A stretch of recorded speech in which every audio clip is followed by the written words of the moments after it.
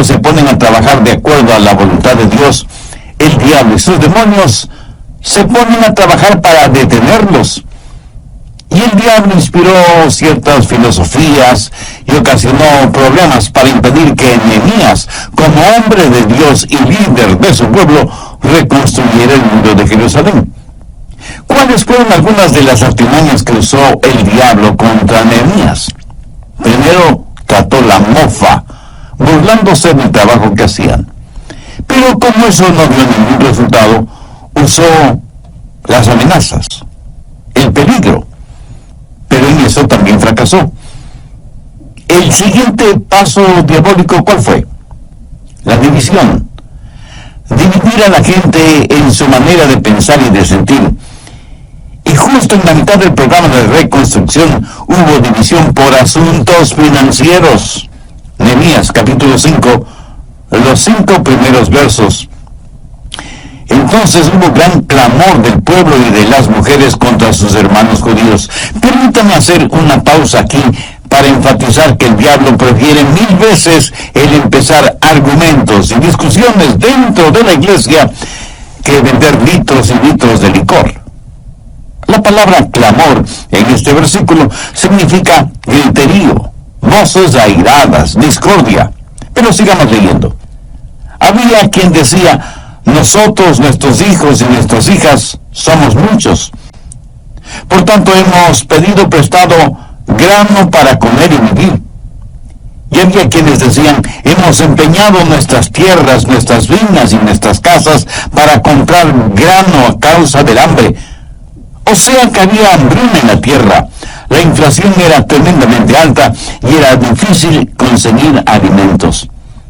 Y había quienes decían: hemos tomado prestado dinero para el tributo del rey sobre nuestras tierras y viñas.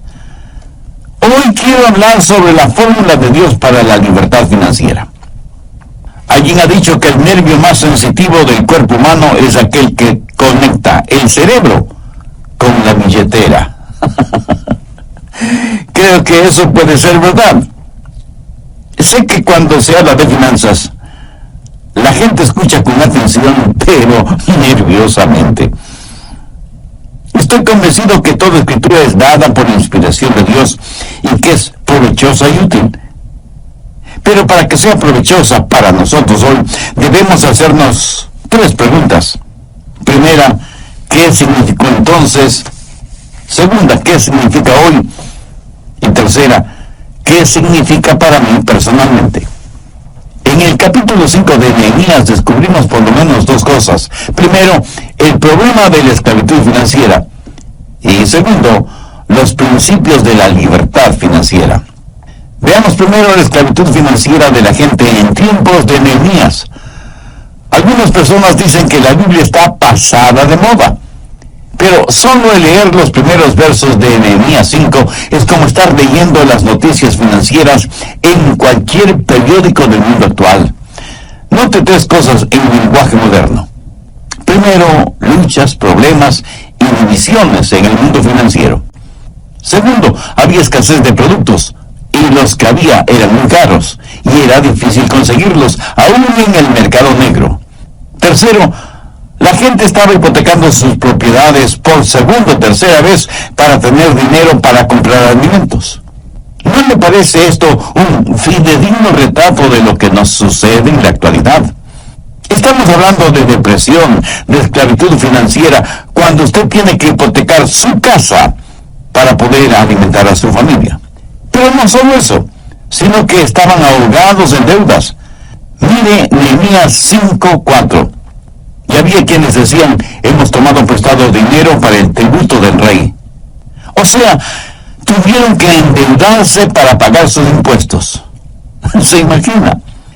Pedir dinero prestado para pagar impuestos. Note que los impuestos gravosos no son ninguna cosa nueva. Existen desde hace mucho, mucho tiempo. Impuestos altos y deudas muy grandes. El tener deudas es una cosa terrible. Estar bajo esclavitud financiera es algo devastador. Gastar mucho más de lo que se gana es, mi amigo, una verdadera locura.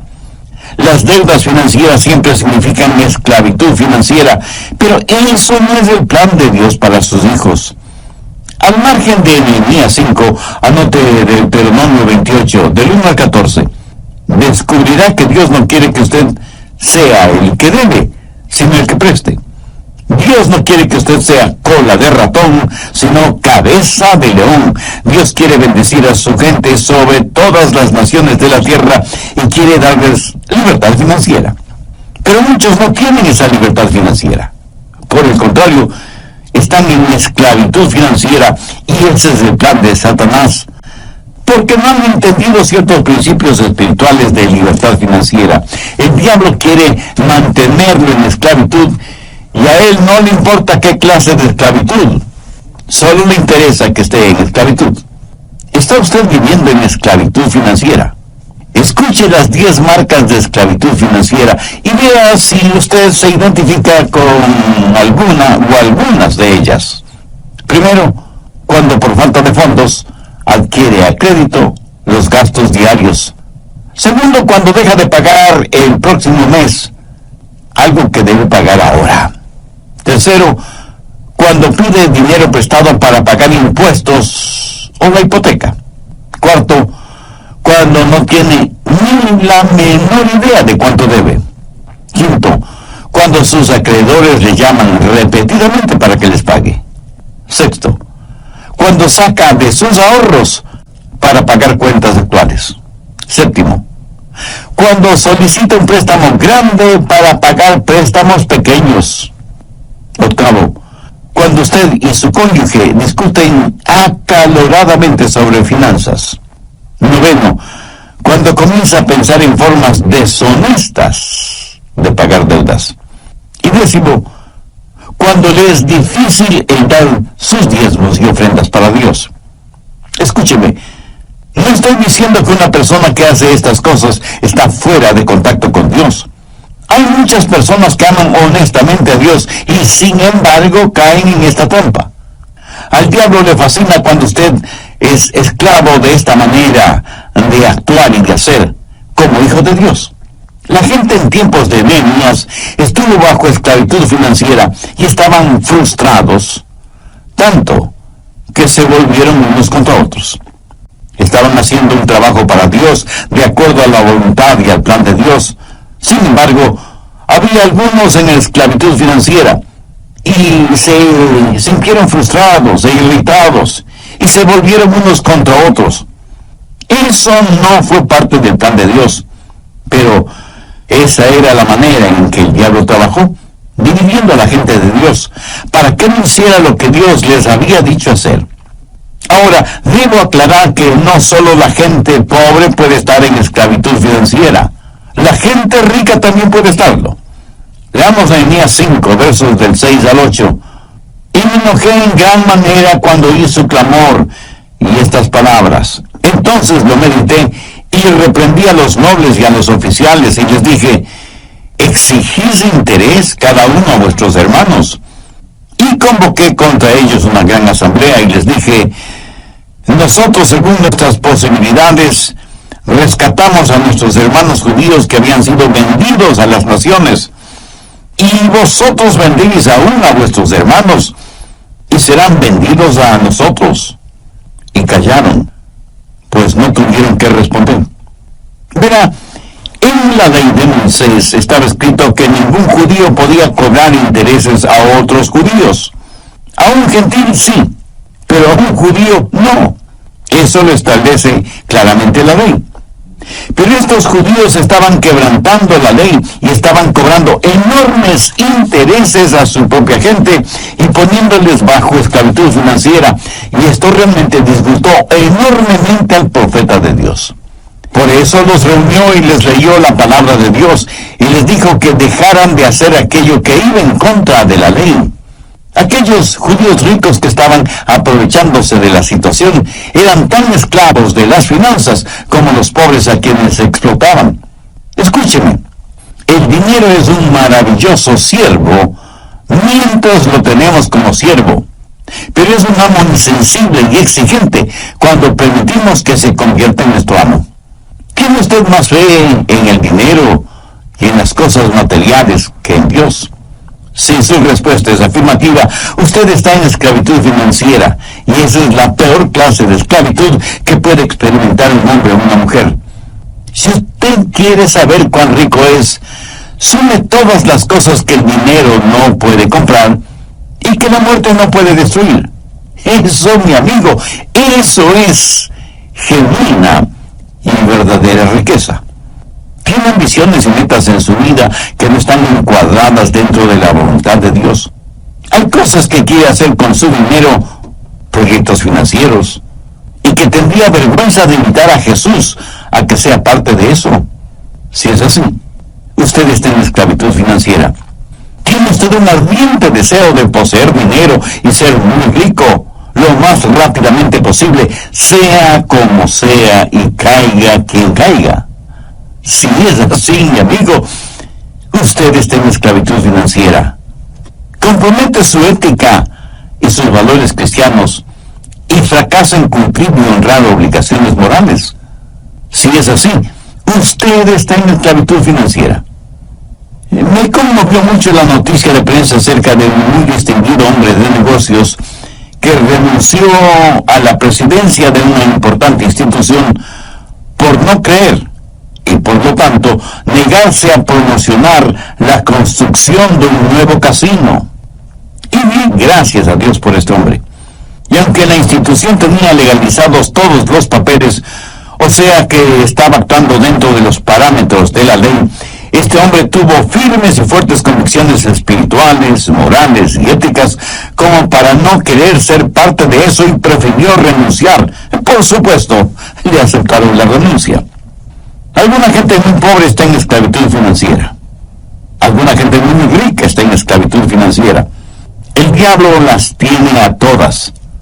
A los primeros los esclaviza por la falta de dinero y a los segundos los esclaviza por el exceso de dinero.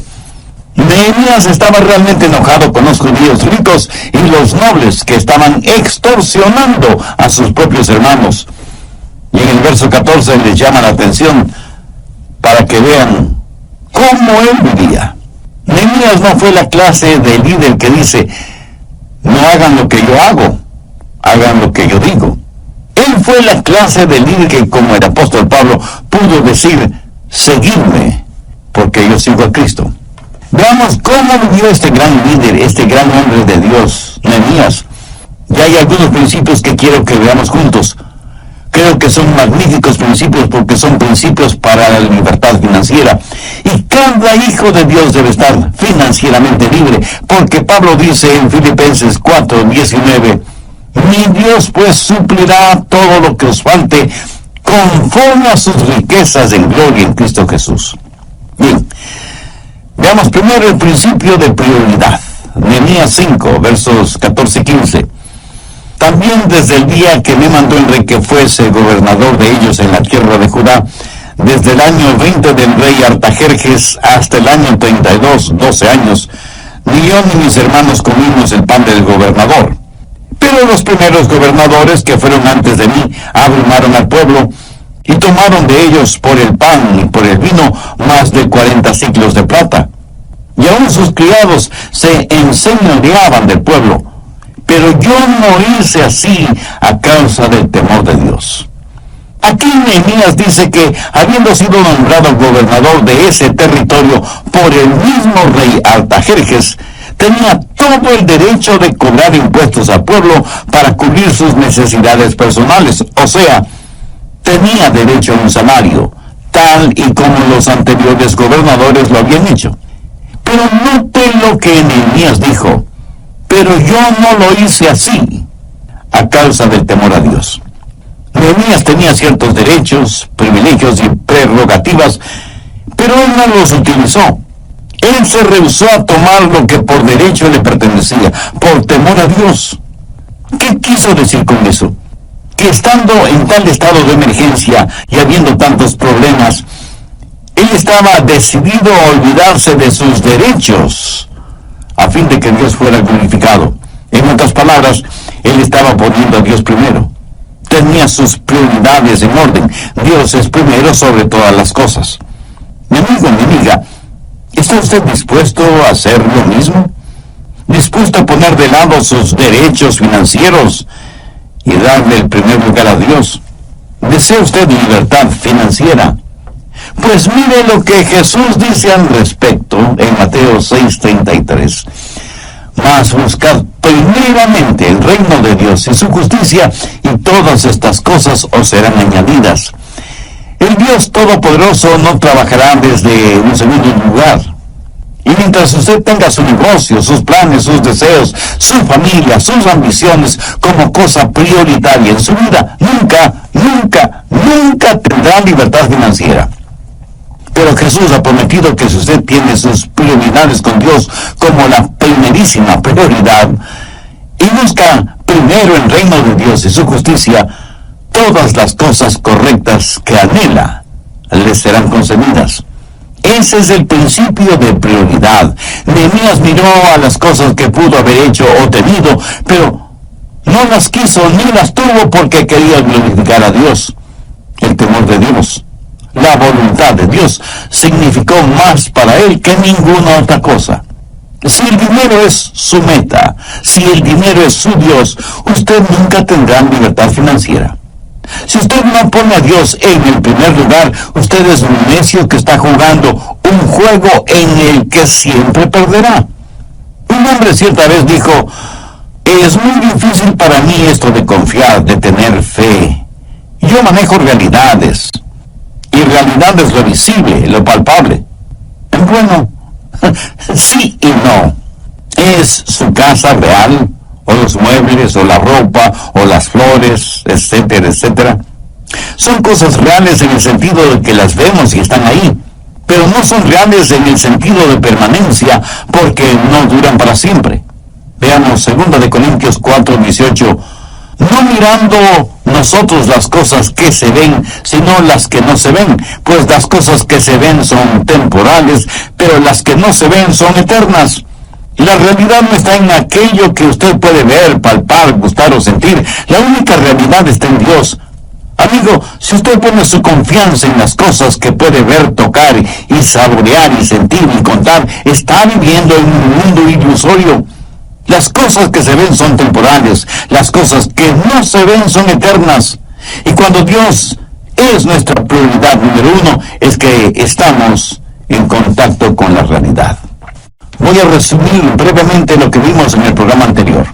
Recuerde que estamos estudiando la vida de Nehemías, especialmente con lo que tiene que ver la reconstrucción del muro y de las puertas de la ciudad de Jerusalén. Estamos en el capítulo 5 de Nehemías.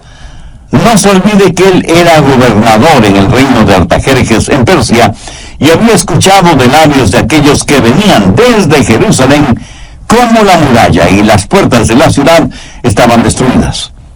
Nehemías, siendo un judío y hombre de Dios, sintió que su responsabilidad era hacer algo por su ciudad. Y como líder, convocó a los judíos para que le ayudaran en esa tarea. ¿Cómo vivió este gran hombre de Dios y extraordinario líder? En su vida hay algunos principios que quiero que los veamos juntos, porque creo que son magníficos principios para la libertad financiera. Y al término del programa anterior vimos el primer principio, el principio de la prioridad, o sea, tener como primerísima prioridad a Dios. Ni posición política, ni bienes materiales, absolutamente nada debe ocupar ese primer lugar que solo le pertenece a Dios. Y aunque Nehemías prestaba sus servicios como gobernador en un reino terrenal, era súbdito de un rey y un reino celestial. Entonces, el primer principio fue el principio de prioridad. Segundo, el principio de industriosidad o de laboriosidad. Nehemías 5:16. También en la obra de este muro restauré mi parte. Si su meta es tener suficiente dinero en el banco para no tener que trabajar más, es que no ha entendido de qué se trata la vida. Sabe que hay miles de personas que han hecho arreglos para no tener que trabajar nunca más. Sabe que la Biblia dice que hay que trabajar 6 días, pero también dice que hay que descansar. ¿Sabe por qué muchos no tienen libertad financiera? Porque piensan que trabajo es una mala palabra. En serio. Algunas personas no reconocen una oportunidad porque viene con ropa de trabajo. Hay mucha gente, aún en círculos religiosos, que buscan posiciones importantes, pero que no signifiquen demasiado trabajo. Y detrás del deseo de muchas personas de ganar miles o millones en diferentes loterías o en los casinos, está el anhelo de tener mucho dinero para no tener que trabajar. Se olvidan que significa aún más trabajo el cuidar el dinero. Nehemías financieramente estaba muy bien, debido a su alto cargo en el gobierno del rey, pero no tuvo ninguna vacilación de ir hasta Jerusalén y ponerse ropa de trabajo para reconstruir el muro. ¿Sabe cuál es el verdadero problema, especialmente en países desarrollados, afluentes y ricos? Que muchas personas viven exclusivamente de la ayuda que les da el gobierno. Y como reciben dinero sin trabajar, piensan que serían unos verdaderos tontos si buscaran trabajo, porque el gobierno dejaría de darles lo que les da. Al respecto, un notable estadista y economista internacional dijo sarcásticamente que en algunos países desarrollados sus gobiernos son los mayores promotores de la vagancia y el desánimo, porque sostienen a los vagos que no quieren trabajar y cargan con excesivos impuestos a aquellos que trabajan. Y para poder mantener a los primeros, tiene que meter la mano en los bolsillos de los segundos. Bueno, sin comentario alguno. En el nivel económico usted no puede legislar para que la gente tenga libertad financiera. Las leyes no pueden sencillamente decretar que se termine la pobreza, quitando a los ricos lo que tienen para dárselo a los pobres, porque a la larga sucederá lo siguiente: los pobres llegarán a ser ricos y por supuesto los ricos llegarán a ser pobres. Entonces habrá que quitarles a los nuevos ricos para poder dárselo a los nuevos pobres. Y ese es un círculo vicioso ad infinitum. No se puede multiplicar la riqueza dividiéndola. El gobierno no puede dar nada a nadie sin antes haber quitado a los demás algo de lo que tienen y en el proceso haber guardado algo para sí mismo. Aquello que un hombre recibe sin haber trabajado, otro hombre trabajó y no recibió la totalidad de su trabajo porque le quitaron para darle al que no trabajó. No hay nada que pueda desanimar más a un ser humano que esta situación, la cual mata toda iniciativa, todo intento de superación, todo afán de progreso. Alguien muy sabiamente dijo que el progreso de un individuo significa, primero, el progreso de su familia, segundo, el progreso de su ciudad y tercero, el progreso de su país. ¿Por qué nadie querrá esforzarse si el fruto de su trabajo va a servir para mantener a vagos y ociosos profesionales? El principio de la libertad financiera empieza con trabajo, seguido de industriosidad o laboriosidad. ¿Qué es lo que hizo Nehemías? Primero puso a Dios en primer lugar. Segundo, puso manos a la obra. No tuvo ningún temor de ponerse la ropa de trabajo y ensuciarse las manos. Tercero, el principio de integridad. Nehemías 5:16. También en la obra de este muro restauré mi parte y no compramos heredad. ¿Qué es lo que está diciendo Nehemías? Este era un tiempo de depresión económica, pero Nehemías tenía una muy importante cuenta bancaria. Aprovechando las circunstancias, él pudo haberse enriquecido muchísimo invirtiendo su dinero en bienes raíces, pero no lo hizo. Recuerde que no todo lo que es legal es correcto. Nehemías rehusó el sacar ventaja de los problemas de los otros y no quiso saber nada de hacerse rico, aprovechando la necesidad y la angustia de los demás. Busque Proverbios 28:20. El hombre de verdad tendrá muchas bendiciones, mas el que se apresura a enriquecerse no será sin culpa. ¿Es usted honesto, aunque le cueste financiar financieramente? ¿Es usted capaz de vivir, actuar, hacer todo con integridad? Nehemías fue esa clase de hombre. Practicó el principio de prioridad al poner a Dios primero en todo. Practicó el principio de laboriosidad. Estuvo listo para el trabajo de reconstrucción del muro. Practicó el principio de integridad, viviendo una vida honesta, transparente e íntegra. Cuarto, el principio de generosidad. Nehemías 5:17. Además, 150 judíos y oficiales y los que venían de las naciones que había alrededor de nosotros estaban a mi mesa. Lo notó. Es casi increíble. 150 personas a la mesa. ¿Cómo le gustaría a usted tener 150 invitados a comer en su mesa cada día? Y por 12 años. No me conteste. Creo que sé la respuesta. Ahora, ¿quién pagaba todos esos gastos? ¿El gobierno? No. Nehemías cubría todos esos gastos. Pero note también que a más de los 150 siempre había invitados con ellos y los que venían de las naciones que había alrededor de nosotros. ¿Qué les daban de comer? ¿Una hamburguesita? ¿Un perro caliente? ¿Unos taquitos? ¿O unas enchiladas? No. Mire el verso 18. Y lo que se preparaba cada día era un buey y 6 ovejas escogidas. También eran preparadas para mí aves. Y cada 10 días vino en abundancia. Y con todo esto nunca requerí el pan del gobernador, porque la servidumbre de este pueblo era grave. ¡Qué gran hombre, qué gran líder fue Nehemías! No les dio de comer cosas insignificantes. Para decenas y decenas de personas hizo preparar la mejor comida, pagando todo con su propio dinero, sin recurrir a ayuda financiera de parte del gobierno. Obviamente, Nehemías debió haber sido un hombre muy rico. Pero el asunto importante es que él había aprendido lo que cientos de años después dijera el apóstol Pablo: más bienaventurado es dar que recibir. Y no faltará quien me pregunte: pastor, ¿de dónde sacó Nehemías tanta riqueza? La respuesta es simple, pero no simplista. Dios le dio esas riquezas. Y seguro que esos ocupaba el primer lugar. Nehemías fue un líder que, aunque era muy importante en el reino de Artajerjes, dio ejemplo de laboriosidad, trabajando junto a los demás en la reconstrucción del muro de Jerusalén.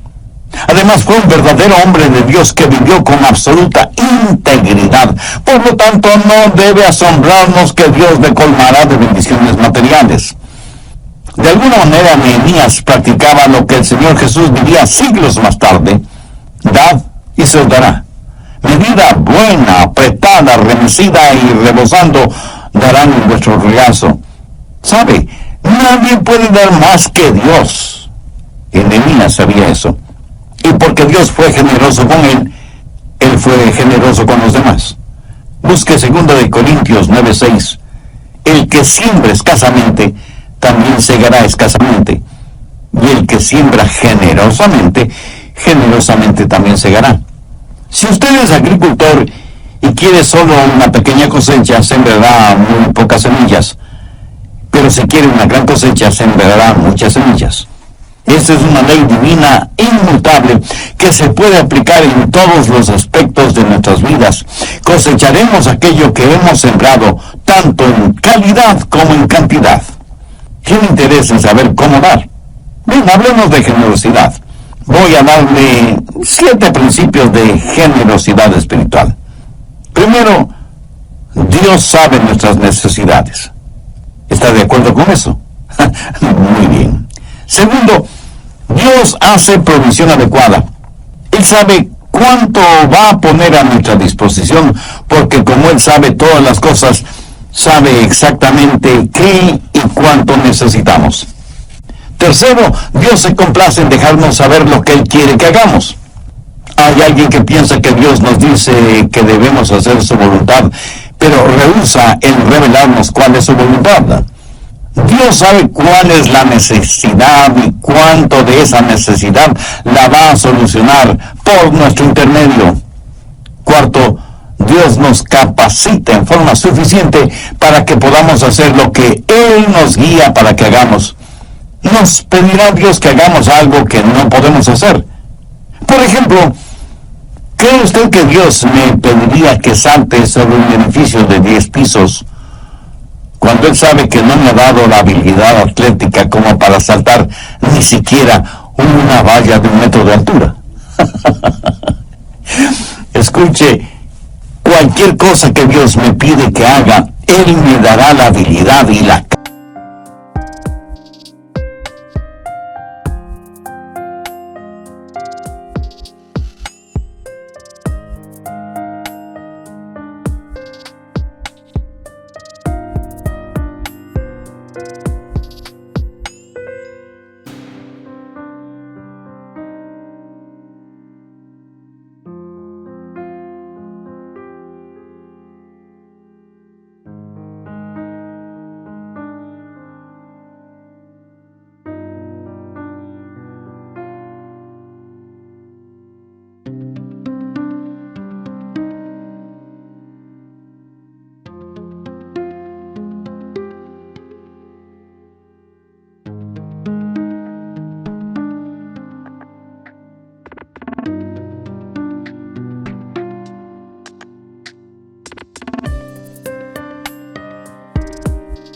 capacidad para hacerla. En cualquier labor o responsabilidad, Dios me mostrará cuál es la parte que Él quiere que yo haga, y Él mismo me capacitará para que yo pueda realizarla. Quinto, Dios nos pide que demos de aquello que Él nos ha dado. Cuando doy de los ilimitados recursos de Dios, en vez de dar de mis muy limitadas finanzas, todo lo que tengo que hacer es saber que Dios quiere que lo haga. Si Dios me dice, Adrián, quiero que des $10,000 a determinada organización cristiana, yo probablemente tragaré saliva 10,000 veces, pero le puedo asegurar lo siguiente: si Dios me dice que done $10,000, Él tendrá que dármelos para cumplir ese propósito, y Él me los dará, si es que soy un cristiano que vivo en el Espíritu y camino en integridad. Sexto, dar generosamente requiere el poder de Dios. Usted no puede hablar de este tema con los no creyentes. A veces es difícil hablar de esto hasta con los creyentes, se lo aseguro. El dar generosamente solo es posible cuando dejamos que la presencia y el poder de Dios estén presentes. Cuando una persona dice, bueno, veamos, tengo que pagar el arriendo, el agua,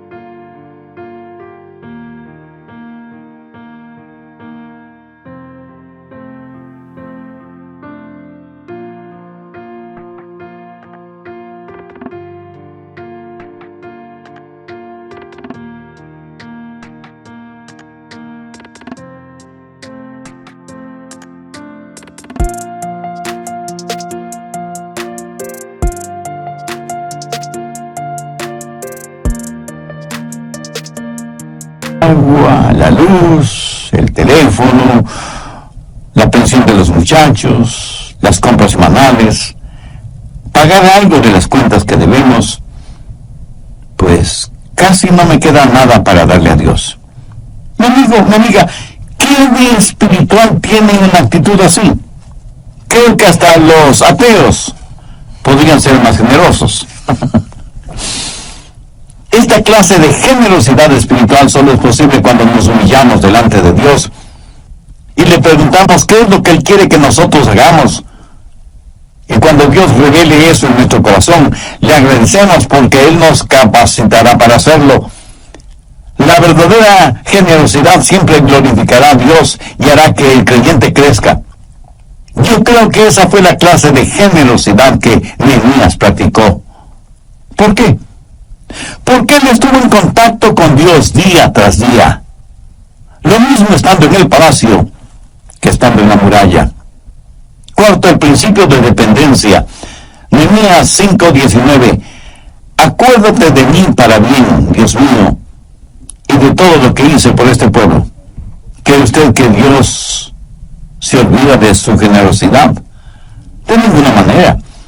Nehemías dependía de las promesas de Dios. Para su recompensa, él no estaba confiando en ningún hombre. Dependía de Dios para sus necesidades y porque había puesto a Dios como prioridad número uno en su vida. También tenía la confianza como para acercarse a Dios y pedirle sus bendiciones. Salmo 35:27. Canten y alégrense los que están a favor de mi justa causa, y digan siempre, sea exaltado Jehová, que ama la paz de su siervo. Este es un versículo maravilloso. Dios debe por siempre ser exaltado y magnificado, porque Él se alegra y se goza en la prosperidad de sus siervos. Si usted es una persona honestamente próspera, Dios siente satisfacción por su prosperidad. Dios no quiere que usted viva en esclavitud financiera. Él quiere liberarlo de esa esclavitud. Estos principios, el de la prioridad, el de la laboriosidad, el de la integridad, el de la generosidad y el de la dependencia, si los pone diariamente en práctica, le puedo asegurar por experiencia propia que revolucionarán su vida espiritual y su vida financiera. Si usted aún no es un hijo o una hija de Dios, sabe que puede hacer esa decisión ahora mismo. Le invito a hacer una sencilla oración como la siguiente.